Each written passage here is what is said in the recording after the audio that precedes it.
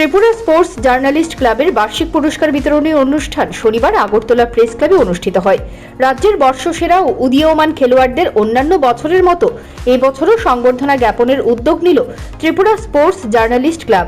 এদিন এক মনোজ্ঞ অনুষ্ঠানের মধ্য দিয়ে রাজ্যের বর্ষসেরা ও উদীয়মান খেলোয়াড় সহ লাইফ টাইম অ্যাচিভমেন্ট অ্যাওয়ার্ড প্রদান করা হয়েছে। এই মহতী অনুষ্ঠানে প্রধান অতিথি হিসেবে উপস্থিত ছিলেন রাজ্য মন্ত্রিসভার সদস্য তথা যুব কল্যাণ ও ক্রীড়া দপ্তরের মন্ত্রী টিঙ্কু রায় এবং অন্যান্য অতিথিদের মধ্যে উপস্থিত ছিলেন স্কুল অফ সায়েন্সের কর্ণধার অভিজিৎ ভট্টাচার্য, প্রাক্তন অর্জুন পুরস্কার প্রাপক মন্টু দেবনাথ, মার্ক লাইনের কর্ণধার রূপম দে, ক্লাব সভাপতি সরোজ চক্রবর্তী ও সচিব সুপ্রভাত দেবনাথ। মঞ্চে পুরো অনুষ্ঠান দারুণভাবে সঞ্চালন করেন শুভ্রজিৎ ভট্টাচার্য।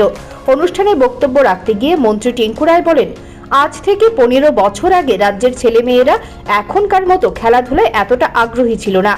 এই সময়ের জাতীয় স্তরের আসরগুলির তথ্য থেকেই তা পরিষ্কার।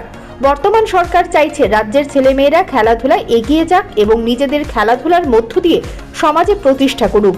এর ফল আমরা পেয়েছি এশিয়ান গেমসের আসরে। এই আসরে রাজ্যের ছেলেমেয়েরা একটি মেডেল পেয়েছে। এটা বেশ বড় সাফল্য। Bureau report, news prime Tripura.